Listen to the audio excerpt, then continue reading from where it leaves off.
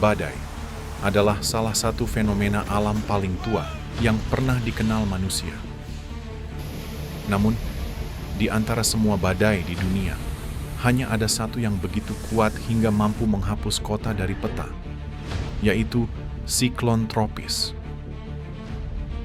Setiap tahun badai raksasa ini melahirkan gelombang setinggi bangunan, memutus listrik jutaan rumah, dan mengubah wilayah pesisir menjadi puing dalam hitungan jam. Cyclone, hurricane, dan typhoon. 3 nama untuk fenomena yang sama, menjadi simbol kekuatan destruktif yang mampu mengubah wajah suatu daerah hanya dalam satu malam. Tetapi di balik fenomena ini, muncul pertanyaan-pertanyaan besar. Apa yang sebenarnya membuat lautan mampu melahirkan badai raksasa? Bagaimana proses kecil di atmosfer berubah menjadi pusaran yang mampu menghancurkan kota? Dan mengapa satu fenomena yang sama bisa memiliki 3 nama berbeda?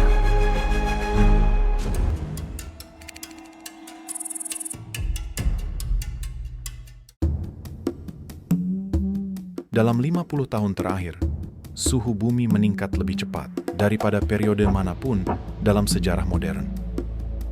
Perubahan kecil, hanya 1 atau 2 derajat, mungkin terdengar sepele bagi manusia. Namun bagi lautan, kenaikan kecil itu adalah pemicu ketidakseimbangan yang jauh lebih besar. Kondisi inilah yang menciptakan resep sempurna untuk melahirkan fenomena yang mampu menghapus kota dari peta. Siklon tropis. Siklon tropis bukanlah badai yang bisa lahir di sembarang tempat. Ia membutuhkan syarat yang sangat spesifik. Lautan yang hangat, kelembapan tinggi, atmosfer yang labil, dan rotasi bumi yang cukup kuat. Karena kombinasi ini sangat langka, hanya 6 wilayah utama di planet ini yang mampu melahirkan badai raksasa tersebut. Atlantik Utara, Pasifik Barat, Pasifik Timur Laut, Samudra Hindia Utara, Samudra Hindia Selatan, dan Pasifik Selatan. Proses kelahiran siklon tropis dimulai dari satu mekanisme sederhana, yaitu laut dalam kondisi hangat. Begitu suhu permukaan laut melewati ambang 26,5 derajat Celcius, perairan mulai bekerja seperti mesin uap alami. Air menguap dalam jumlah masif, membawa panas ke langit. Udara lembab yang naik menciptakan kekosongan di bawahnya. Angin dari segala arah mengalir masuk untuk mengisi ruang kosong itu. Awan badai mulai terbentuk, dan tekanan udara di pusat sistem perlahan turun. Dalam kondisi ini, atmosfer berubah menjadi lingkungan yang tidak stabil. Bibit badai mulai mengambil bentuk, namun semua itu belum cukup untuk menciptakan monster atmosfer. Yang mengubah kumpulan awan acak menjadi pusaran mematikan adalah rotasi bumi. Planet ini berputar, dan putaran itu menciptakan efek Coriolis, gaya semu yang membelokkan arah angin.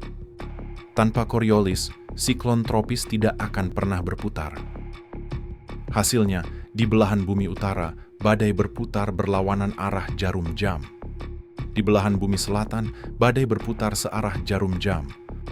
Rotasi kecil di pusat tekanan rendah berubah menjadi spiral. Spiral berkembang menjadi pusaran besar, dan pusaran itu mulai menarik lebih banyak udara ke dalam intinya. Ketika rotasi cukup kuat dan suplai panas dari lautan tidak terputus, sistem ini memasuki tahapan kelahirannya. Pertama, terjadi tropical depression, pusaran lemah dengan tekanan rendah. Kedua, tropical storm, kecepatan angin meningkat, struktur semakin teratur, dan awan membentuk spiral jelas. Ketiga, tropical cyclone, tahap ketika energi terkumpul cukup besar untuk menciptakan badai raksasa yang kita kenal siklon tropis.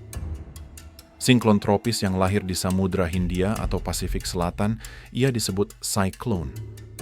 Jika terbentuk di wilayah Atlantik Utara atau Pasifik Timur Laut, ia dikenal sebagai hurricane.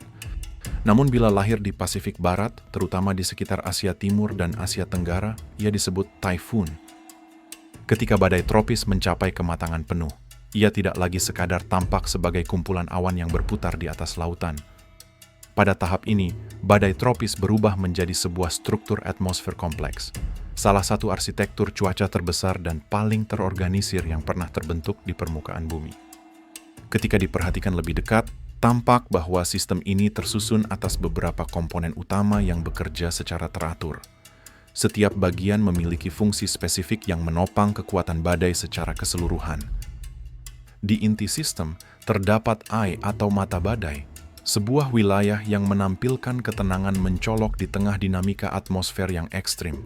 Tekanan udara di pusat ini mencapai titik terendah, menghasilkan kondisi yang relatif tenang dengan angin lemah dan langit yang kadang tampak lebih jernih. Eye berfungsi sebagai pusat keseimbangan, yang menjaga struktur badai tetap stabil meskipun angin kencang mengelilinginya.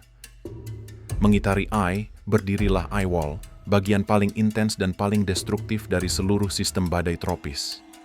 Di kawasan inilah angin bergerak pada kecepatan maksimum, hujan turun dengan intensitas tertinggi, dan arus naik bekerja tanpa henti untuk memperkuat badai. Eye wall berperan sebagai motor penggerak utama yang menyalurkan energi dari lautan menuju atmosfer, sehingga badai dapat terus bertahan dan berkembang.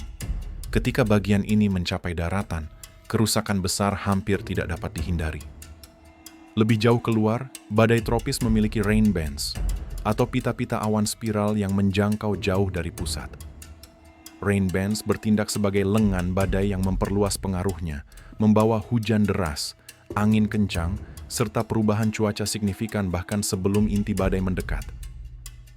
Ketiga komponen ini, eye wall, dan rain bands, membentuk sebuah sistem atmosfer terorganisir yang mampu mempertahankan dirinya selama berhari-hari. Struktur inilah yang membuat badai tropis menjadi salah satu fenomena cuaca paling kuat dan paling berbahaya di planet kita. Ketika sebuah badai tropis berputar dan bergerak melintasi lautan, kekuatan di dalamnya tidak tersebar secara merata. Para ahli meteorologi membaginya menjadi 4 kuadran utama: kanan depan, kanan belakang, dan kiri belakang. Sebelum badai tropis bergerak melintasi lautan, proses pemantauannya telah dimulai jauh sebelumnya. Ilmuwan menggunakan satelit cuaca untuk mengamati suhu permukaan laut, pola awan, dan pusat tekanan rendah. Dari data ini, mereka dapat mengenali tanda-tanda awal. Kumpulan awan yang mulai berputar perlahan dan area hangat pada citra inframerah yang menunjukkan udara lembab naik ke atmosfer. Ketika rotasi semakin jelas, pesawat khusus yakni Hurricane Hunters yang dikerahkan untuk terbang langsung ke pusat badai. Mereka menembus dinding angin, mengukur tekanan, kelembapan, kecepatan angin, dan struktur internal badai. Seluruh data dikirim secara real-time ke pusat meteorologi, memberikan gambaran 3 dimensi tentang kekuatan badai dan proses pertumbuhannya. Dalam fase ini pula, para ilmuwan memproyeksikan arah pergerakan badai. Mereka tidak hanya memperkirakan jalurnya, tetapi juga mengukur besarnya ketidakpastian yang mungkin terjadi. Dari sinilah lahir konsep kerucut ketidakpastian, atau the cone of uncertainty. Kerucut ini bukan sekadar bentuk grafis pada peta. Ia menggambarkan rentang kemungkinan jalur badai yang dihasilkan dari ribuan simulasi komputer. Setiap simulasi mempertimbangkan tekanan udara, suhu permukaan laut, angin pengarah, hingga variabilitas atmosfer yang terus berubah. Semakin jauh prediksi dibuat, semakin lebar kerucutnya. Dan ketika proyeksi ini menunjukkan bahwa siklon sedang bergerak menuju daratan, perubahan pertama tidak muncul dari langit, tetapi dari laut. Beberapa jam sebelum angin terkuat tiba, lautan mulai menunjukkan gejala yang tak dapat diabaikan. Permukaannya naik perlahan seolah ditarik oleh kekuatan tak terlihat. Ini bukan ombak biasa, melainkan storm surge, tembok air yang terdorong oleh tekanan rendah dan pusaran angin siklon. Dalam hitungan menit, air merayap masuk ke pemukiman, menelan jalanan, menghancurkan fondasi bangunan, dan menutup seluruh jalur evakuasi sebelum badai benar-benar tiba. Tak lama setelah air menerjang, angin mulai datang. Bukan angin yang bertiup bertahap, melainkan hembusan kasar yang meningkat seperti mesin raksasa yang baru diaktifkan. Atap rumah terangkat satu persatu, pohon-pohon berayun liar sebelum patah, dan pecahan material beterbangan seperti proyektil yang tidak dapat diprediksi arahnya. Semua itu terjadi, bahkan sebelum mata badai mencapai daratan. Fase ini, yang biasanya dianggap sebagai puncak kehancuran. Ketika pusat siklon akhirnya mendorong dirinya lebih jauh ke daratan, badai membawa serta cadangan uap air dalam jumlah luar biasa. Dan cadangan itu dilepaskan dalam bentuk hujan deras tanpa jeda dan berlangsung berjam-jam. Tidak hanya itu, sungai-sungai mulai meluap. Tanah perbukitan menjadi jenuh, melemah hingga menyebabkan longsor. Ironisnya, wilayah dengan kerusakan paling parah justru seringkali berada jauh dari garis pantai. Tempat orang tidak pernah menyangka bahwa badai laut dapat mencapai mereka. Siklon memang lahir di lautan, tetapi dampaknya tidak pernah berhenti di sana. Ia merusak pesisir, memukul wilayah pedalaman, dan meninggalkan jejak yang bertahan lama setelah anginnya sirna. Untuk memahami skala sebenarnya dari mekanisme ini, penjelasan ilmiah saja tidak memadai. Diperlukan sebuah contoh nyata yang menggambarkan bagaimana seluruh komponen tersebut bekerja secara bersamaan di dunia nyata. Salah satu peristiwa yang menjadi ilustrasi paling jelas dari fenomena tersebut adalah Siklon Nargis, sebuah bencana yang meninggalkan jejak mendalam dalam sejarah meteorologi modern. Pada tanggal 2 Mei tahun 2008, siklon ini mencapai kekuatan setara kategori 4. Dengan kecepatan angin melebihi 215 km per jam, Nargis menghantam delta Ayeyarwady, sebuah wilayah yang datar, sangat padat penduduk, dan hampir tidak memiliki perlindungan alami terhadap kekuatan laut. Gelombang setinggi 3 hingga 6 meter menerjang masuk, merusak desa-desa dalam hitungan menit.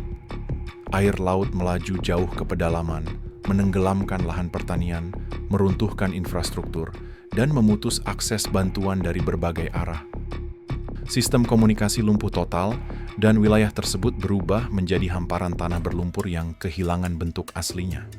Ketika badai akhirnya mereda dan bergerak menjauh, yang tersisa adalah sebuah tragedi kemanusiaan berskala besar. Lebih dari 138.000 jiwa dilaporkan meninggal dunia, menjadikan Nargis salah satu siklon tropis paling mematikan dalam sejarah modern. Hingga kini, siklon tropis terus terbentuk di berbagai belahan dunia. Setiap musim, badai baru lahir, berkembang dan bergerak melintasi lautan, membawa potensi ancaman bagi wilayah yang berada di jalur langsungnya. Namun dampak siklon tropis tidak hanya berhenti pada daerah yang dilewati pusat badai. Efeknya dapat menjalar jauh, menjangkau negara-negara yang tidak berada dalam lintasan langsungnya.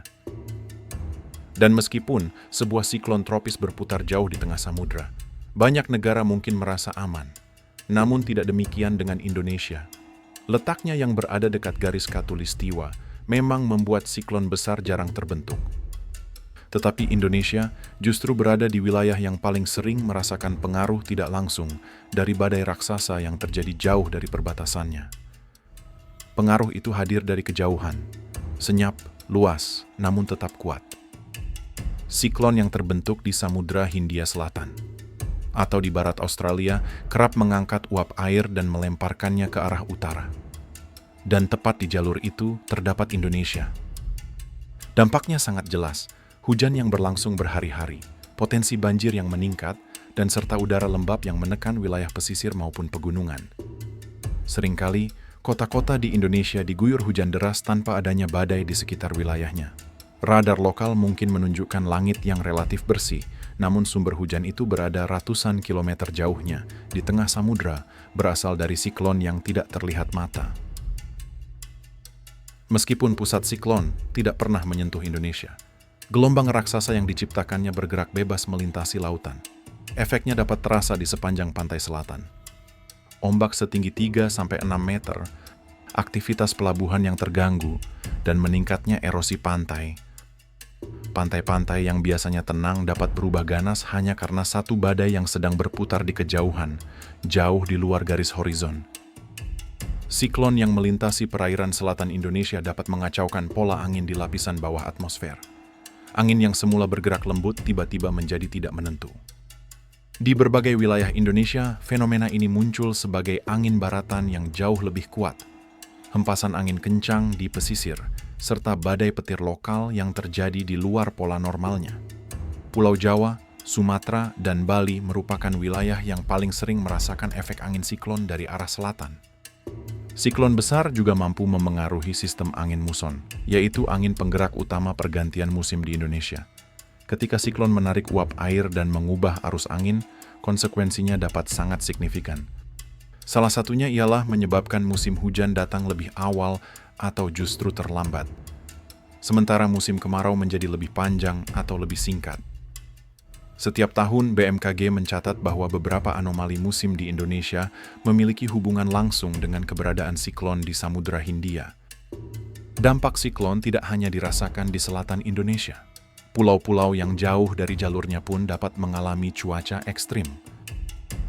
Siklon besar bekerja seperti mesin raksasa yang menggerakkan massa udara dalam skala benua. Indonesia mungkin tidak pernah merasakan pusat badai tropis, tetapi negara ini berdiri tepat di jalur pengaruhnya. Wilayah yang tetap disentuh oleh uap air, angin, dan gelombang yang berangkat dari ribuan kilometer jauhnya. Siklon besar tidak perlu mendekat untuk menunjukkan kekuatannya. Jauh di lautan lepas ia sudah cukup untuk mengguncang cuaca Indonesia, membentuk hujan, mengacaukan musim, dan mengirimkan gelombang yang menerjang pantai-pantai selatan.